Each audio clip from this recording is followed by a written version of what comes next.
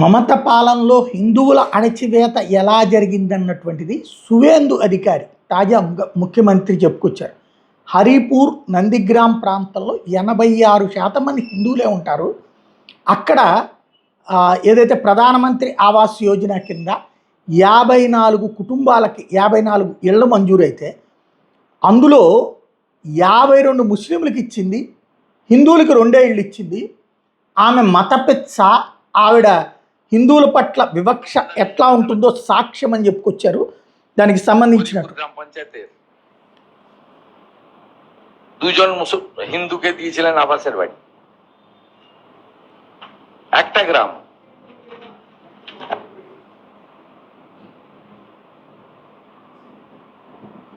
56 ఇళ్ళు శాంక్షన్ అయితే 54 ఇళ్ళు 52 ముస్లింలకు ఇచ్చి 2 హిందువులకు ఇచ్చింది. అది 86% జనం అని చెప్పి ఇప్పుడు మమతా బెనర్జీ ఏమంటుంది, అందుకనే ముస్లింలకు తక్కువ ఇళ్ళు ఉన్నాయి కాబట్టి ఇచ్చామని చెప్పే రకం అక్కడ.